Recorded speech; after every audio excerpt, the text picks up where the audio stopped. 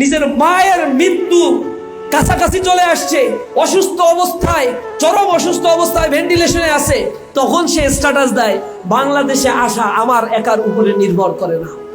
তো বাংলাদেশে আসা কার উপরে নির্ভর করে? ইন্টারিম গভর্নমেন্টকে তো থোড়াসাই কেয়ার করো তুমি। বাংলাদেশের জামাত ইসলামীর উপরে তো তোমার আশা নির্ভর করে না। তাহলে নির্ভর করে যাদের উপরে, তাদেরকে মুচলেখা দিয়ে দেশটাকে আবার সেই বেনিয়াদের হাতে তুলে দেওয়ার ষড়যন্ত্র করে সে দেশে ল্যান্ড করেছে। তাদের বিরুদ্ধে দেখবেন কোনো কথা নাই, আওয়ামী লীগের বিরুদ্ধে কথা নাই, আধিপত্যবাদের বিরুদ্ধে কথা নাই, কথা এনায়ে বেনায়ে বলে যে সংগঠনটা, যে মানবতার সংগঠন, তারা জুলুম, নির্যাতন, নিষ্পেষণ, গুম, খুন, হুলিয়া, হত্যা মামলা মাথায় নিয়ে তাদের নেতা কর্মীরা বছরের পর বছর জেল কেটেছে, তাদেরকে বলে আবার গুপ্ত।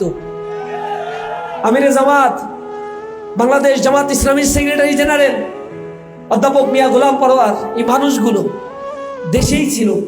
একদল গিয়েছে, আর এক দল এসে সেই চাঁদাবাজি, টেন্ডারবাজি, সন্ত্রাস, ধর্ষণ, লুণ্ঠন, মাদকের অভয়ারণ্যে পরিণত করা সব কার্যক্রম তারা অব্যাহত রেখেছে। তাদের হাতে জুলাই পরবর্তী এখন পর্যন্ত 232 জন বনি আদমের সন্তানের জীবন শেষ হয়েছে। তারা নিজেরা হত্যা করেছে, মেরে ফেলছে। নিজেদের মারতে মারতে পরে দেখে এখন আরো কিছু মারা দরকার, তখন জামাত ইসলামী, ইসলামী ছাত্র শিবিরের উপরে আঘাত করা শুরু করেছে।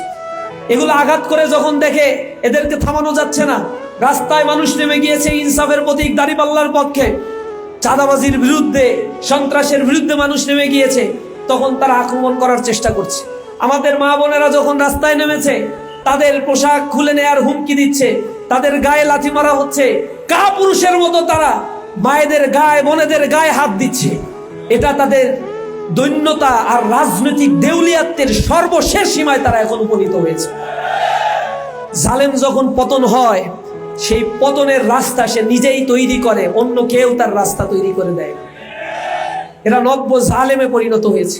এতদিন মাজলুম ছিল, তার নেতা ছিল বিদেশে, বিদেশ ঘুরে নেতা, সে অনলাইনে যখন সব কার্যক্রম পরিচালনা করত, মরার ভয়ে দেশে আসে না।